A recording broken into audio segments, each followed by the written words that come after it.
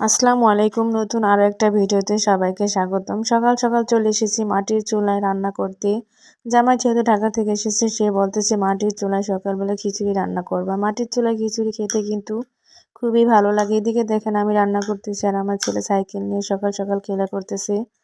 ও তো সকালবেলা ভোর থেকে ঘুম থেকে উঠে তারপর কিন্তু সকালের নাস্তা খেতে না খেতে কিন্তু দুপুরে রান্নার সময় হয়ে গেছে। এদিকে দেখেন মুরগির মাংস বসাই দিছি। এগুলো কিন্তু শক্ত মুরগি হতে কিন্তু অনেক সময় লাগবে, আর এগুলো কিন্তু ভালো করে কষিয়ে তারপর কিন্তু প্রেশার কুকারে দিয়ে দেবো। মাংসটা কিন্তু ভালো করে কষিয়ে নিয়েছি, এখন কিন্তু প্রেশার কুকারে দিয়ে দেবো। আর এই তো দেখেন প্রেশার কুকার আস্তে আস্তে দিয়ে দেবো সব মাংস। দেখেন আমি কিন্তু প্রেশার কুকার মাটির চুলাই দিয়েছি তাওতে। এখানে আমার পোলাও রান্না কিন্তু হয়ে গেছে। বড় হাঁড়িতে করে দেখেন দুধ বসাইছি 4 কেজির মতো। এগুলো দিয়ে কিন্তু পায়েস রান্না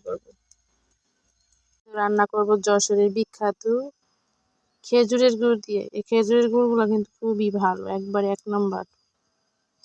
এগুলো দিয়ে কিন্তু পায়েস রান্না করবো আজকে। তো দেখেন আমার পায়েস রান্না কিন্তু হয়ে গেছে, আর পায়েসের কালারটা দেখেন মাশাআল্লাহ কি সুন্দর হয়েছে। খেজুর গুড় দেওয়াতে কিন্তু সুন্দর হয়েছে কালারটা, খেতেও কিন্তু খুবই মজা হয়েছে। আমি কিন্তু একটু খেয়ে দেখছি লবণ মিষ্টি সব ঠিক আছে কিনা।